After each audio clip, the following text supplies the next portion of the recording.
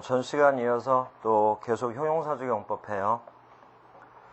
형용사적 용법에서 지금 그 두 번째, 형용사적 용법에서 두 번째, 첫 번째는 역할을 했고요. 그러니까 이제 역할로만 따지면 이제 처음 하는 건데, 한정적 용법. 거기서 이제 마지막에 어떤 설명을 했었냐면, 살, 집, 앉을 의자, 기억나죠? 바로 이제 그런 식으로 해서 명사 다음에 투부정사가 나오고 그 다음에 전치사가 왔을 때 전치사 뒤에는 목적어가 없어야 돼요. 자, 이제 이 경우에 여기 부정사가 명사를 이렇게 수식을 하면 이 뒤에 있는 전치사 있죠? 이 전치사의 목적어는 바로 이거다. 이렇게 이제 외워버리라고 이제 얘기를 한 거거든요. 그러면 이제 여기에다가 구문 하나를 정리를 하세요. 영어 문장에서는 이런 표현도 있어요. 뭐냐면 명사가 나와요. 그리고 바로 뒤에 전치사가 오고 그 다음에 이제 이거 대신 이제 여기를 안 배운 분들은 나중에 추가로 여러분들이 좀 공부를 더 해야 돼요. 그래서 이제 부정사라는 단어는 여러 가지 것에서 지금 끌어와서 설명을 하는 거기 때문에 약간 어려울 수 있다고 한 거예요. 전치사 뒤에 관계 대명사가 와요. 관계 대명사. 그리고 나서 투부정사가 오는 거예요. 그러면 우리 전 시간에 이거 했잖아요. 의문사 뒤에 투부정사가 오는 표현도 있다는 거. 근데 의문사 뒤에 부정사가 올 때는 이게 합쳐져서 명사 역할을 했었죠. 그런데 관계대명사 다음에 투부정사가 나오면 이건 형용사의 역할이라고 봐야 돼요. 의문사 뒤에 부정사가 나오면 명사 역할, 관계대명사 뒤에 부정사가 나오면 형용사 역할, 일종의 형용사 구. 여기서부터 여기까지가 앞에 있는 명사를 수식하는 거예요. 그래서 여기 전사부터 이 이하가 앞에 있는 명사를 수식하니까 이런 걸 형용사 구 이렇게 이제 부를 수 있다 이거예요. 자, 그러면 이제 잠깐 다른 얘기인데 의문사와 관계사는 형태가 같거든요. 그러면 의문사가 왔을 때와 관계사가 왔을 때 성격이 다르잖아. 그러면 의문사인지 관계사인지를 구분을 할 줄 알아야 되죠. 그 설명 잠깐 들으세요. 의문사와 관계사의 차이점. 지금은 좀 여러분들이 딱 와닿지 않을 수도 있지만 나중에 이제 관계대명사라는 걸 정확하게 배우고 나면 더 확실하게 구분이 돼요. 그래서 지금 한번 해놔요. 차이점. 의문사와 관계사의 차이점은 첫 번째가 선행사예요. 선행사가 있냐 없냐. 두 번째는 뜻이에요. 뜻. 전 차례대로 해요. 의문사는 앞에 선행사라는 게 없어요. 그런데 관계사는 선행사가 반드시 있어야 돼요. 그리고 이 선행사가 바로 품사가 뭐냐면 명사예요. 바로 이걸로 갈리는 거예요. 의문사 앞에는 명사가 없어요. 근데 관계사 앞에는 명사가 있어야 돼요. 다음, 의문사는 뜻이 정확하게 있어요. 의문사로의 뜻. 언제 어디서 누가 누구를 누구에 이렇게 정확한 뜻이 있는데 관계사는 뜻이 없어요. 그래서 이 두 가지 것 가지고 이제 구분을 하고 선행사가 있냐 없냐라고 이제 구분을 한다고 그랬죠. 그러면 관계사는 앞에 선행사가 있어야죠. 이게 바로 선행사예요. 그래서 관계사가 이끄는 것들은 형용사 구 내지는 형용사절이에요. 관계사가 이끄는 건 바로 형용사절, 형용사 역할하는 것들이에요. 앞에 선행사를 수식하니까. 근데 의문사는 선행사라는 게 없거든요. 의문사랑 관련된 절이나 구는 다 명사 역할을 하는 거예요. 명사절이나 명사구. 바로 이렇게 차이점, 그 다음에 구별하는 방법 이렇게 되는 거예요. 형태는 동일해요. 형태는. 형태도 동일하고 구분도 동일하고 한데 그래서 이제 차이점 구별하는 방법은 바로 이거다. 이렇게 해두고 나중에 이제 선행사가 뭔지도 배우고 해서 이제 나중에 더 추가로 설명들, 공부들 해나가면 돼요. 자, 그러면 지금 다시 이제 여기로 돌아와서 명사가 나오고 전치사, 그 다음에 관계대명사, 투부정사 이렇게 왔을 때 전치사 이하가 앞에 있는 명사를 수식한다고 그랬죠? 이 명사가 바로 선행사예요. 이걸 바로 우리가 선행사다 이렇게 부르는 거예요. 자, 여기서 지금은 이해가 안 되더라도 관계사 배우고 나서 다시 보면 충분히 이해될 수 있어요. 여기 이 관계대명사 있죠? 전치사 뒤에 관계대명사가 나왔죠? 이 관계대명사가 바로 목적격 관계대명사예요. 그러면 이 목적격 관계대명사는 또 특징이 뭐냐면 생략이 가능해요. 그런데 생략을 하려고 하는데 바로 앞에 전사가 있으면 생략을 할 수가 없어요. 그런데도 만약에 생략을 하고 싶다. 목적격 관계대명사는 생략이 원래 가능한 거니까 생략을 하려면 전치사를 뒤로 보내야 돼요. 그런 이제 이론이 있거든요. 자, 여기서 잠깐 보세요. 관계사를 안 배운 분들은 지금부터 설명하는 건 이해하기 힘들어요. 전사 뒤에 나오는 이 관계대명사는 애초에 선행사와 같았던 단어예요. 그러니까 이 단어와 여기 있던 명사가 같아서 뒤에 있던 명사 대신에 접속사 역할까지 하는 관계대명사를 썼던 거예요. 그러니까 여기 선행사와 관계대명사는 애초에는 같았던 단어거든요. 그럼 이제 이게 이해가 되나 봐요. 전사의 목적어가 바로 이거죠. 관계대명사. 근데 이 관계대명사는 선행사랑 같다고 그랬죠. 그러면 전사의 목적어가 뭐냐? 그럼 앞에 있는 명사가 전사의 목적어다 라고 할 수 있는 거예요. 방금 그 말을 잘 기억해두고, 자, 그리고 이제 좀 전에 또 했던 목적격 관계대명사 생략이 가능하다고 그랬죠. 생략을 해서 다시 쓸 테니까 봐요. 명사는 그대로 내려다 써요. 그리고 나선 이걸 생략을 해. 대신 전사가 남아있으면 틀리는 거예요. 전사를 뒤로 보내야 돼. 그래서 뒤로 보내게 되면 이 모습이 되거든요. 바로 이렇게. 그러면 이제 여기 투부정사가 명사를 수식한단 말이야. 이게 바로 우리가 형용사적용법이고. 그러면 요 전사의 목적어가 이거라고 그랬죠? 그러니까 이 단어의 목적어가 바로 이거 아니에요. 그걸 우리가 아까 정리를 한 거야. 전사 뒤에 목적어가 없고 이 단어의 목적어는 바로 이거다. 그것에 대한 설명을 여기서부터 이렇게 이어서 설명을 해준 거예요. 잘 이해를 해보세요. 이 단어의 목적어는 바로 명사다. 이게 곧 선행사다. 이렇게 해서. 자, 그러면 이제 한 가지 확인을 한번 해봐요. 이런 게 이제 시험 문제에 나오는 표현이거든요. something to write. 해석을 한번 해봐요. to write이 something을 수식을 해주는 거예요. 그러면 해석을 하면 쓸 어떤 것 이런 식이 돼요. 그러면 몇 가지 약간 변화를 주면서 쭉 쓸 테니까 뜻들이 어떤 차이가 있나 한번 생각을 해보세요.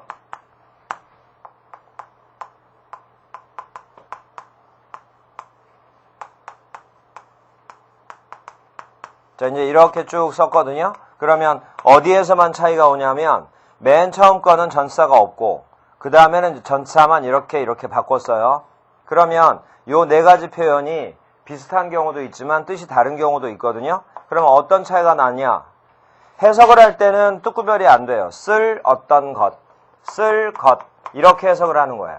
근데 쓸 것 중에 전사를 이렇게 살짝 바꿔놓으면 그러면 쓸 것 중에 내용의 변화가 오거든요. 그걸 바로 이걸 통해서 이해를 해서 바로 이제 이렇게 정리해 나가면 되는 거예요.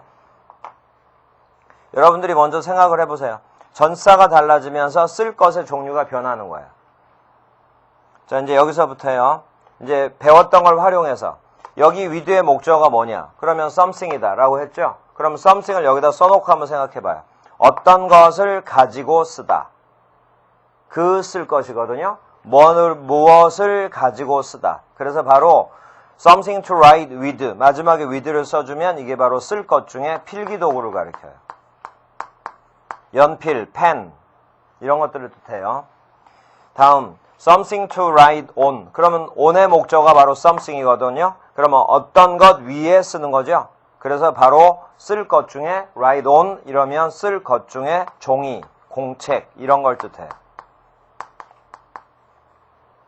마지막 to write about 그러면 about의 목적어가 또 something일 거 아니에요. 그러면 어떤 것에 관하여 쓰다. 예를 들어서 전쟁에 관하여 쓰다. 사랑에 관하여 글을 쓰다. 그래서 about을 쓰면 쓸 것 중에 글의 내용 또는 주제 이런 걸 뜻하는 거예요. 그래서 전사를 뭘 쓰냐에 따라서 내용이 이렇게 변한다는 거. 그러면 전사를 안 썼을 때는 어떻게 되냐? 그러면 write이라는 단어의 바로 목적어가 이거예요. 그러면 어떤 것을 쓰다. 전쟁을 쓰다. 말 되죠? 그러면 결론은 이 마지막에 나온 거랑 같은 거예요. about을 써도 되고 about을 안 써도 뜻은 같아요. 글의 내용 또는 주제다. 이렇게 정리하면 돼요. 자, 형용사적용법에서 명사를 수식하는 경우는 바로 간단하게 해석하는 거 하나에다가 바로 문법적인 부분, 그 다음에 내용에 대한 조금 정확한 부분을 여기까지 정리해서 알면 그러면 이제 간단히 끝나요. 그리고 부정사가 형용사적용법으로 쓰였을 때 이제 구문이 또 있는데 그 구문은 교재 보고 정리하기로 해요. 자, 다음에 형용사적용법의 두 번째가 바로 서술적 용법이요. 서술적 용법이라는 게 이제 보어로 쓰이는 경우거든요. 보어로 쓰이는 경우인데 이걸 우리 전 시간에 뭐라고 불렀냐면 비투용법이라고 그랬어요. 그러면 보어는 다시 두 가지가 있잖아요. 주격 보어랑 목적격 보어 이렇게 이제 두 가지가 있죠. 그 중에 목적격 보어는 의미를 두지 말고 주격 보어에만 초점을 맞추면 되거든요. 그래서 이제 나오는 문장의 형태가 바로 be, to 이런 형태로 나오기 때문에 형용사적 용법의 서술적 용법을 바로 be, to 용법이라 한다 해서 시작을 하는 거예요. 자, 그러면 여기서 이제 be, to 용법으로 바로 들어갈 게 아니라 이걸 여러분들이 먼저 구분을 할 줄 알아야 돼. 그래서 여기서부터 시작하는 거예요. 쉬운 단어가 속해 있는 문장을 두 문장을 적어줄 테니까 먼저 여러분들이 해석을 한번 해보세요. 그러면 지금 여기까지 배운 걸로만 놓고 보면 두 문장 중에 한 문장은 해석이 가능하고 한 문장은 해석이 잘 안 될 거예요. 대충 무슨 내용인지는 알겠지만 해석에 조금 자신이 없을 거라고요. 그러면 그 두 문장을 구별을 한번 해보세요.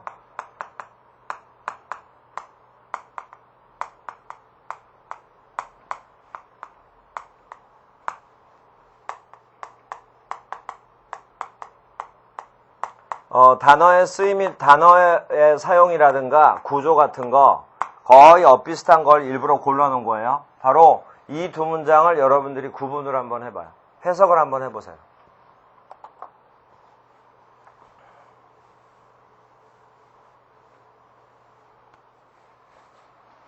이 두 문장을 구별할 때 바로 이게 필요해요. 주어 다음에 동사가 나오고 주격 보호가 이렇게 왔을 때 보호가 될 수 있는 품사는 두 가지예요. 이거부터 외워야지. 명사와 형용사예요. 그러면 주격 보호라는 건 주어를 설명해 주는 건데 보호가 될 수 있는 품사는 명사랑 형용사 두 가지란 말이에요. 여기서 주격 보호가 만약에 명사다. 그러면 주어랑 뜻이 완전히 같아야 된다. 라고 예전에 이형식 동사, 이형식 문장 설명할 때 설명해 줬던 거예요. 만약에 주격 보호가 형용사다. 그러면 이 형용사가 주어를 설명해 주는 건 맞지만 완전히 같지는 않아요. 그래서 이제 수학에서 약 또는 수학에서 비슷하다라는 기호 이걸 사용해서 좀 구분을 해 놓기로 해요. 자, 여기서 우리가 지금 배웠던 우리 전 시간에 배웠던 부정사가 명사적 용법, 형용사적 용법 두 가지로 쓰인다고 그랬는데 바로 이 보호 자리가 명사나 형용사가 올 수 있으니까 여기 보호 자리에 투부정사가 이렇게 올 수 있을 거 아니에요. 그러면 부정사가 왔을 때 주격 보호라고 하고 명사로 쓰일 수도 있고 형용사로 쓰일 수도 있을 거 아니에요. 근데 만약에 명사로 쓰였다면 해석이 뭐뭐 하는 것, 뭐뭐 하기 해서 주어랑 또 뜻이 완전히 같겠죠. 형용사처럼 쓰였다면 주어랑 뜻이 완전히 같을 수는 없겠죠. 바로 이것 가지고 이걸 구별해보라 이 말이에요. 뭐냐면 이제 문장으로 들어가는 거예요. 여기에 동사가 와서 비동사 to sell cars는 정확하게 주격 보호예요. 여기에 또 비동사가 와서 to sell his car도 정확하게 주격 보호고 그러면 보호가 될 수 있는 품사는 명사와 형용사. 그러면 둘 다 명사처럼 해석을 먼저 해봐요. 그의 직업은, 그의 일은 차를 판매하는 것이다. 말 되죠? 그러니까 his job의 구체적인 내용이 자동차 판매하는 것. 내용이 완전히 같잖아. 그래서 비동사 다음에 투부정사 나왔을 때 요게 바로 명사적 용법이에요. 그러니까 이건 명사적 용법이에요. 그러니까 비동사 다음에 투부정사가 나왔다고 그래가지고 이 윗문장을 비투용법이다 라고 하면 안 돼. 이건 명사적 용법으로 공부 끝난 거예요. 우리 전 시간에 배웠던 명사적 용법. 이렇게 해서 먼저 명사적 용법을 구분을 해내고요. 그러면 밑에 것도 명사적 용법으로 해석을 해봐요. 그는 그의 차를 파는 사람이다. 말 안 되죠. 주어가 사람인데 여기가 사람이 될 수가 없잖아. 또 방금 내용도 말이 안 맞고. 그러니까 명사적용법을 해석했더니 말이 안 되죠. 이게 바로 형용사적용법이고, 형용사적용법 중에 바로 보어로 쓰이는 서술적 용법이 바로 이거예요. 이 두 문장 중에 아랫문장. 여기 아랫문장을 바로 비동사 뒤에 보어가 나와, 비동사 뒤에 투부정사가 나온다고 요렇게 묶어가지고 이걸 B2 용법이다 라고 부르는 거라 이 말이에요. 그러니까 윗문장이든 아랫문장이든 사실 어려운 단어는 없었지만 윗문장은 우리가 배운 범위 내에서 해석이 가능했고 아랫문장은 우리가 배운 범위 내에서는 명사적용법이 아니다라는 정도만 알았지 해석은 지금 못하고 있는 거예요. 그러니까 결론은 이걸 해석을 하려면 B2 용법이라는 명칭으로 추가로 우리가 공부를 해야 돼요. 자, 이 아랫문장을 바로 B2 용법이라 하는 거예요. 그러면 이제 이 B2 용법을 해석을 하기 위해서 B2 용법에는 뜻이 몇 가지가 있냐? 여기서부터 이제 시작을 하는 거예요. 책에 보면 각 뜻에 따라서 동의어들이 있어요. 그 동의어들은 여러분들이 또 암기를 해야 돼요. 문법 단원에는 모든 게 다 문법이 아니고 어휘도 중요한 게 많이 섞여 있어요. 그래서 그런 부분들을 여러분들이 틈틈이 암기를 해야 된다고. B2 용법엔 뜻이 5가지. 첫 번째, 예정. 두 번째, 가능. 두 번째, 뭐 순서는 상관이 없지만 의무. 세 번째, 가능. 네 번째, 의도. 다섯 번째가 운명. 이렇게 5개. B2 용법에는 이렇게 5가지의 뜻이 있어, 뜻. 이게 문법 용어가 아니에요. 뜻을 요약해 놓은 거예요. 그러면 이제 말로 할 테니까 확인해 봐요. B2 용법이 예정의 뜻이다. 그러면 이거 is2를 뭐뭐 할 예정이다 해석하면 돼요. 의무다. 그럼 뭐뭐 해야 한다. 가능. 뭐뭐 할 수 있다. 뜻을 요약해 놓은 거예요. 외우기 쉽게. 의도. 뭐뭐 할 의도이다. 운명. 뭐뭐 할 운명을 갖고 있다. 이렇게. B2 용법에는 뜻이 5가지. 그러면 이 5개를 어떻게 구별하냐? 여러분들이 하나하나 보면서 하는 수밖에 없어요. 이 5개의 뜻을 하나씩 넣어보고 또 독해를 하다 보면 이 문장에 앞문장에 있고 또 이 문장에 뒷문장에 있으니까 전체적인 흐름이 쭉 나올 거 아니에요? 그 중에 골라서 하는 거예요. 그러면 뭐 뜻이 한 그 B2 용법에 뭐 2번의 뜻도 되고 3번의 뜻도 되고 그럴 수도 있거든요. 그래도 상관없어요. 어차피 큰 의미 차이는 없으니까. 이렇게 해서 5개를 외워서 그때그때 해석해 나가면 돼요. 그러면 이 문장을 예를 들어서 예정으로 해석해봐요. 그는 차를 팔 예정이다. 이전에 해석이 딱 떨어지잖아. 의무로 해봐요. 그는 차를 팔아야 한다. 이런 식으로. 가능. 그는 차를 팔 수 있다. 의도. 그는 그의 차를 팔 의도이다. 이런 식으로. 자, 이렇게 해서 서술적 용법은 B2 용법. B2 용법에는 뜻이 5가지. 여기까지가 바로 형용사적 용법. 교재에 보면 B2 용법이랑 관련된 또 예문이 있거든요. 그래서 그 예문은 또 여러분들이 직접 살펴보고. 다음에 또 여기요. 이제 명사를 수식할 때 바로 좀 전에 관계대명사가 들어있는 이런 표현이 있죠. 이런 표현을 또 간단하게 이렇게 바꿨던 게 우리가 이제 평소에 배우던 명사 수식하는 그거거든요. 그러니까 이제 이런 것도 교재 예문이 있으니까 예문을 보고서 연습을 하고. 자, 이렇게 해서 형용사적용법까지 끝났어요. 이게 지금 57페이지, 58페이지에 있는 내용이에요. 자, 그러면 내용 설명은 다 했으니까 예문은 여러분들이 꼭 보면서 이제 추가로 공부를 하고 57페이지를 잠깐 보세요. 제일 아래 5번. 이것도 시험에 자주 나오는 건데 책으로도 설명이 충분히 가능하니까 책 가지고 해요. have 다음에 더 플러스 추상명사가 오고 그리고 투부정사가 오면 여기 투부정사는 형용사적 용법에 속하거든요. 근데 이 문장은 해석을 할 때 이런 식으로 해요. 앞에 have는 해석을 하지 말고 뒤에 있는 추상명사를 추상명사 말고 부사로 해석해. 예를 들어서 친절이라고 나오면 친절하게 또는 행운이라고 나오면 운 좋게 이런 식으로 불행이라고 나오면 불행이도 이런 식으로 그리고 뒤에 투부정사 있죠? 요 동사를 문장의 동사로 마지막에 해석하면 돼요. 밑에 보면 해석 방법 나오죠? have는 해석하지 말고 추상명사를 부사로 해석하고 부정사를 문장의 동사로 해석한다. 요걸 잘 기억해서 해석 연습을 하세요. 바로 밑에 예문 가지고 연습해봐요. He had the misfortune. misfortune이 불행. 그 다음에 to be captured 할 때 수동태로 쓰였는데 capture가 사로잡다. by pirates. pirate는 해적. 그러면 이걸 지금 해석하는 방법을 만약에 몰랐었다고 해요. 그러면 이렇게밖에 해석을 못해요. 그는 해적에 사로잡힐 불행을 갖고 있었다. 이렇게. 그렇게 해석해놓고 여러분들이 머릿속으로 이제 뜻조합을 다시 한번 해줘야 된다고. 이게 무슨 뜻인가 이런 식으로. 그런데 방금 해석하는 방법을 하면 훨씬 해석이 쉬워요. 여러분들이 기억만 해놓고 한다면. 자, 이제 방금 해석하는 요령이요. 그는 불행하게도 be captured by pirates. 해적에 의해 붙잡혔다. 이렇게. 그러면 아까 해석보다 훨씬 더 자연스럽죠? 방금 이런 식으로 이런 식으로 우리말을 적어놓고 밑에다가 영어를 이렇게 써놓은 게 바로 영작 문제거든요. 영작 문제에서 바로 자주 나오는 표현이니까 이거 기억 잘 해두고요. 그리고 다시 제목으로 올라가면 제목 밑에 보니까 so as to, 또 옆에 보니까 enough to 이렇게 바뀌어 써져 있죠. 이렇게 바꿔 쓸 수도 있어요. 나중에 명사편 가가지고 공부 좀 다시 하기로 하고. 자, 넘겨보세요. 58페이지.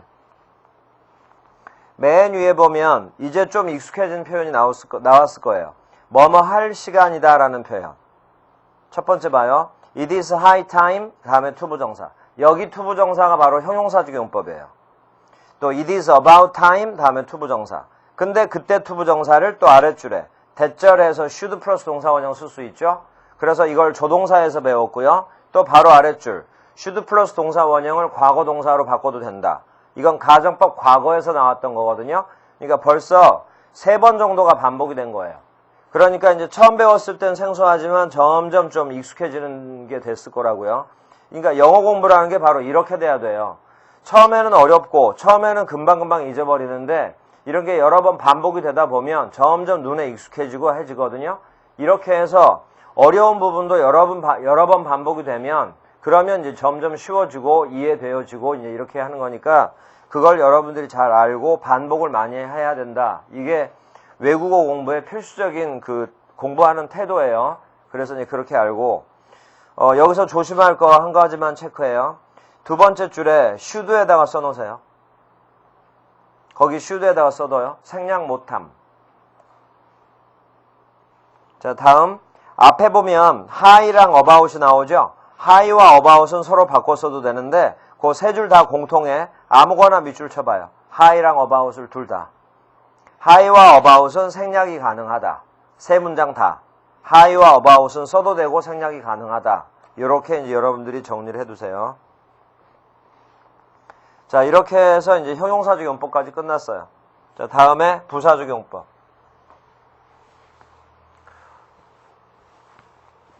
지금 부정사 용법 세 번째를 하고 있는 거예요. 세 번째. 근데 이 세 번째가 결론은 이제 부정사 용법은 끝나는 거예요.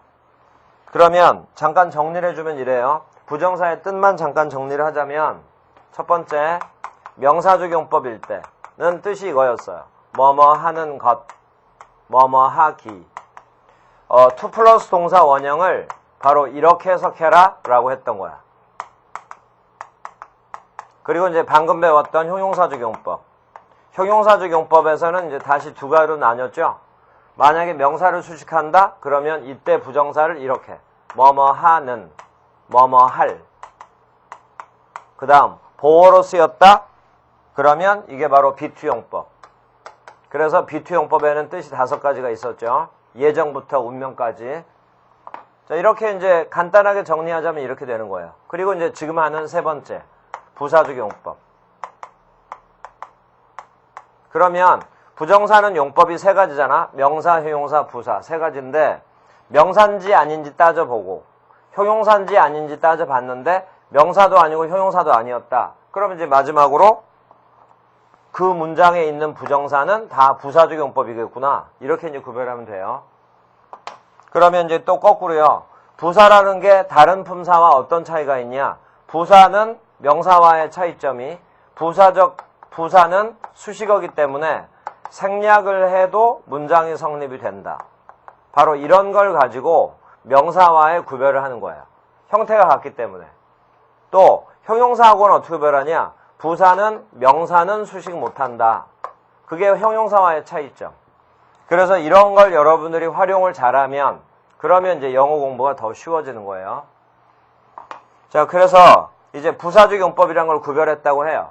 그러면 이제 부사적 용법이면 뜻이 뭐냐? 여기서 종류가 나뉘어요. 부사적 용법은 종류가 여러 가지예요. 첫 번째, 종류. 총 8가지가 있거든요. 쭉 나열을 할 테니까 보세요. 목적, 결과, 원인, 이유 판단의 근거, 조건, 양보, 6가지, 형용사 수식, 독립부정사. 이렇게 8가지. 그러면 이제 너무 많아서 이거 어떻게 이걸 다 구별할 수 있나? 지금 2개, 3개만 가지고도 좀 복잡한데 부사적 용법에는 8개, 형용사적 용법에 뭐 따지고 보면 2개, 명사는 하나밖에 없지만 그러면 저 표현 하나로 뜻이 막 10개 이상이 나오는 걸 어떻게 구별하냐 이럴 수가 있는데 일단은 명사적 용법, 형용사적 용법은 사실은 의외로 간단해요. B2 용법은 B2 이런 형태가 일단 나와야 된다는 특수성이 있잖아요. 그리고 이제 그 중에 5개다 해서 이제 조금씩 익숙해지면 되고 그러면 결국은 간단하게 딱 하나씩밖에 없는 거 아니에요. 부사적 용법은 뜻은 8가지, 그러니까 구분은 8가지로 했지만 여기에 뜻이 정확하게 들어있는 건 그렇게 많지가 않아요.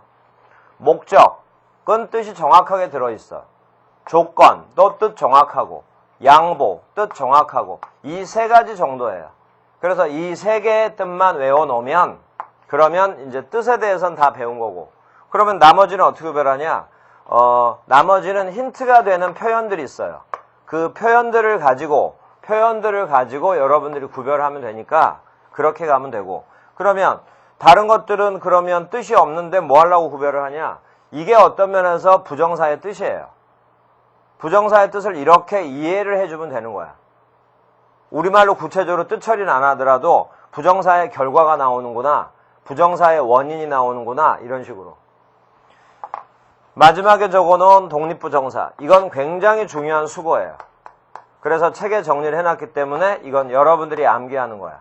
굉장히 중요한 수거예요. 그러니까 독해할 때도 굉장히 자주 나올 뿐만 아니라 실제 어휘시험에도 나오는 표현이에요. 그런 걸 일부러 교재에다 정리해 준 거예요. 여러분들이 막 여기저기 찾아가지고 공부할 게 아니라 책에 정리해놨으니까 그거 암기하라고. 그래서 이 부분은 별도로 암기하는 거야.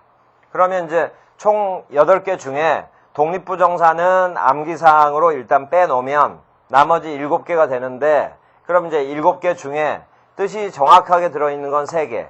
여기서부터요. 목적. 그러면 뜻이 이거예요. 뭐뭐 하기 위하여. 이건 이제 여러분들이 학교 다닐 때부터도 많이 들었을 거예요. 많이 적었을 거고, 제일 많이 나오는 것 중에 하나가 이거예요. 문장 속에 부정사가 나왔을 때 부사적 용법의 목적. 제일 많이 들어본 것도 이걸 거고. 그게 뜻이 이거예요. 뭐뭐 하기 위하여. 조건.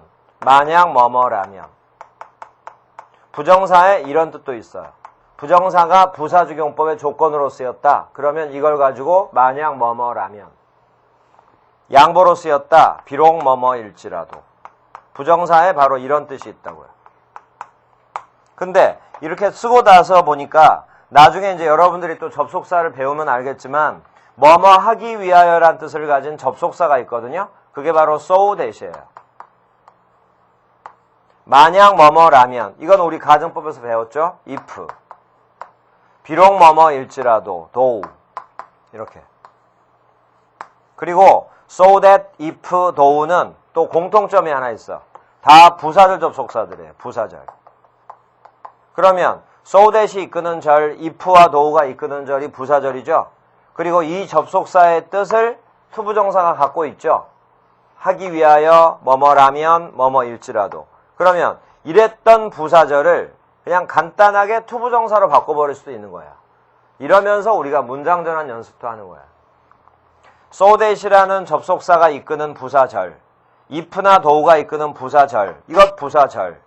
이 부정사의 지금 부사적 용법. 그러니까 부사절을 부정사로 고치면 그게 바로 부사적 용법. 이것도 부사, 이것도 부사니까 얼마든지 문법적으로 바꿀 수 있고 뜻도 같고. 그러니까 이렇게요. so that이나 if나 do 뒤에 주어 동사 이렇게 올 거 아니에요. 부사적 접속사니까. 그러면 부정사도 부사적 용법이 있고 부정사에 이렇게 세 가지 뜻이 있기 때문에 so that이나 if나 do가 있는 부사절을 부정사로 고쳐봐라. 그럼 이렇게 해요. so that, if, do를 다 없애버려. 그리고 나서 요 부사절 속에 동사 있죠? 이걸 바로 부정사로 고쳐버리면 그러면 그게 바로 부사적 용법인 거예요. 그걸 우리가 세 개를 외우고 있는 거고. 이렇게 해서 바로 지금 이 말만 이해 잘했어도 또 문장 전환도 간단하게 다 되는 거예요. 자, 이렇게 해서 이제 했으면 이제 구체적으로 하나씩 해요. 자, 먼저 목적부터요. 목적은 방금 말한 것처럼 뭐뭐 하기 위하여거든요.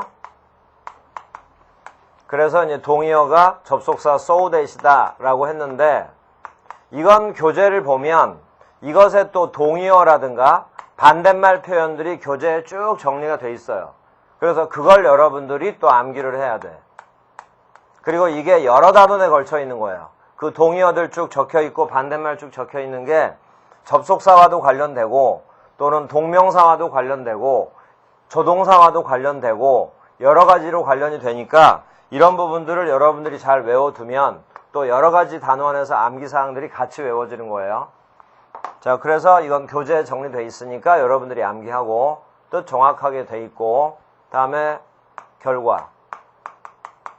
이제부터는 여기 용법을 한번 다시 보세요. 부사적 용법에는 용법이 이렇게 8개, 독립부정사 빼면 7개인데 빨갛게 표시해 놓은 것들은 힌트가 있다고 그랬거든요.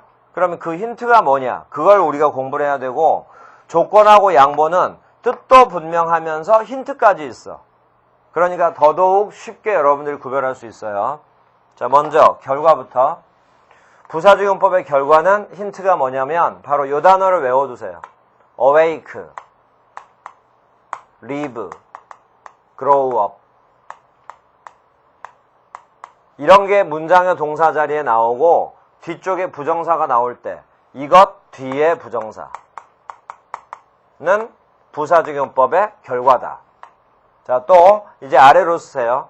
only 다음에 투부정사, never 다음에 투부정사. 이런 게 바로 부사적 용법의 결과예요. 그러니까 여러분들은 뭘 공부해 두냐면 never, only, awake, live, grow up 요 5개를 외워두는 거야. 그래서 이것 뒤에 부정사가 오면 부사적 용법의 결과다. 그래서 결과라는 걸 알았으면 해석을 어떻게 할 거냐? 뜻도 없는데. 결과는 아주 해석하는 방식이 특이해요. 그래서 그 해석 때문에 여러분들이 꼭 알아야 돼. 부사적 용법의 결과는 해석을 어떻게 해야 되냐면 앞에서 뒤로 쭉 내려가요.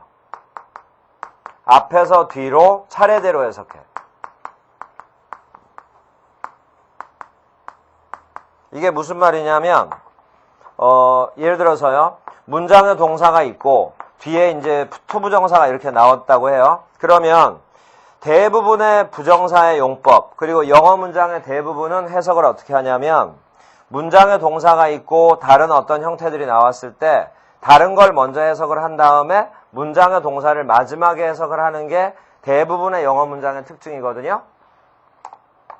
자, 그런데 여기 투부정사가 부사적 용법의 결과였다. 그러니까 문장의 동사 자리에 이런 거 awake, live, grow up 또는 부정사 바로 앞에 only나 never 이런 힌트가 되는 단어들이 와서 이게 결과라는 게 결정이 됐다고 해봐요. 그때 중요한 거 바로 이거. 앞에서 뒤로 차례대로 해석한다. 앞에서 뒤로 쭉 내려 해석한다. 이 말이 무슨 말이냐면 부사적 용법의 결과의 해석 방법이에요. 문장의 동사를 먼저 해석을 해요. 이 단어랑 이 단어를 비교했을 때 다른 것들은 이제 비교 대상에 놓지 말고 이걸 먼저 해석을 하고 부정사를 마지막에 해석해요. 결론은 부정사 부분에 이 문장의 내용에 결과가 들어있다 이런 뜻이에요. 부정사 속에 들어있던 요 내용에 이 문장에 결과가 들어있다고. 그러니까 좀 전에 용법 구별의 이 명칭들이 부정사의 내용이라고 얘기를 했잖아요. 자, 이걸 적어두세요. 앞에서 뒤로 차례대로 해석하라는 얘기는 방금 이 얘기거든요. 그래서 문장의 동사를 먼저 해석을 하고 부정사를 마지막에 해석해라 이거예요. 구체적으로 적어준 게 바로 이거예요. 그러면 바로 이어서 교재에도 예문이 있지만 지금 부사적용법은 종류가 많기 때문에 칠판에서 간단하게 좀 정리를 해줄 거거든요. 그러니까 일단 이론만 쭉 정리를 해요. 자, 여기까지가 부사적용법의 결과예요.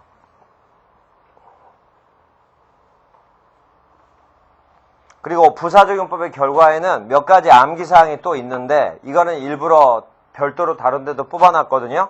그러니까 이제 그때 가서 여러분들이 이제 정리들 하면 되고. 다음에 네 번째. 이제 원인. 아주 간단해요. 원인은 어떻게 구별하냐면 사람의 감정을 뜻하는 형용사. 사람의 감정.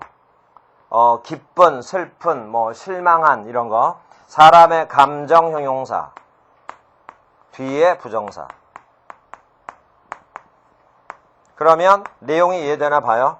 부정사에 뭐가 나오냐면 사람이 이런 감정을 갖게 된 원인이 나온다고. 그래서 용법으로 이렇게 구별해 준 거예요. 끝이에요. 다섯 번째.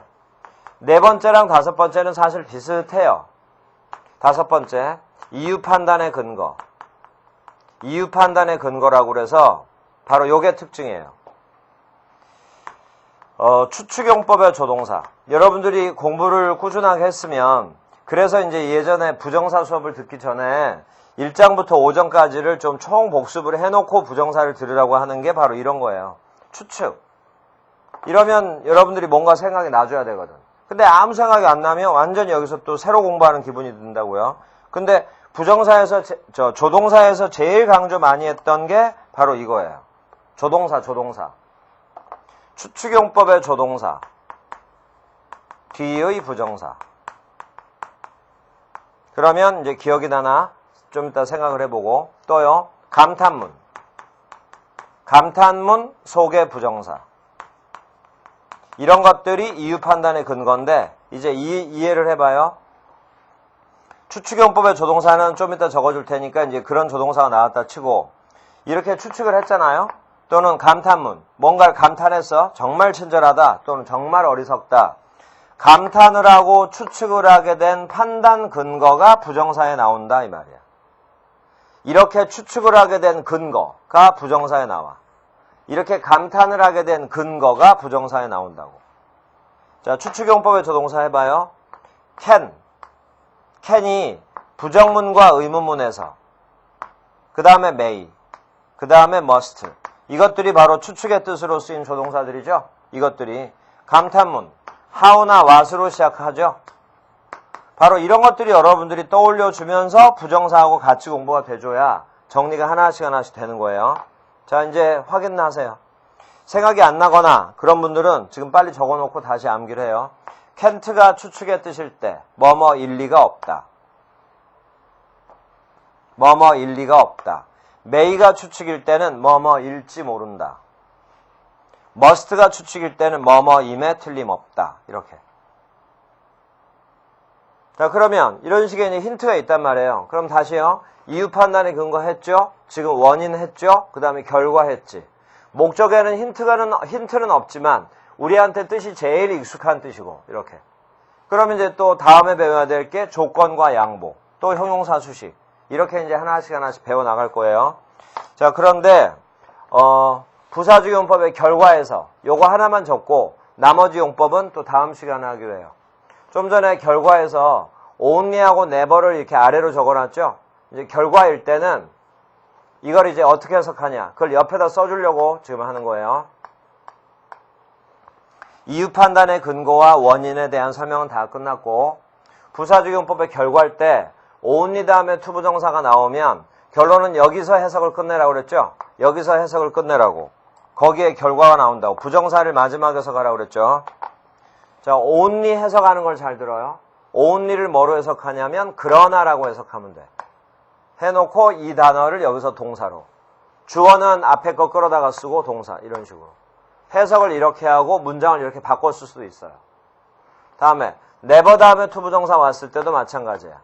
대신 문맥에 맞게 but이나 and 둘 중에 하나를 쓰고요. 내용에 맞춰 쓰는 거니까 전혀 어려운 거 아니에요. 똑같이 이걸 문장은 동사로, 주어 동사로 쓰면 되는데 never는 부정어잖아요. 그러니까 여기 동사 자리에 never를 집어넣거나 부정을 한번 해주면 되는 거예요. 놓치지 말고 이거. 자, 요걸 적어주려고 옆에 빈칸을 뒀던 거예요. 자, 이렇게 해서 이제 부사적 용법의 대부분이 정리가 됐어.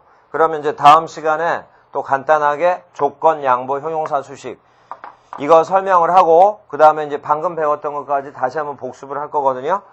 그러면서 이제 여러분들이 다시 한번 정리를 하세요. 자, 이 시간은 여기까지예요. 수고하셨어요.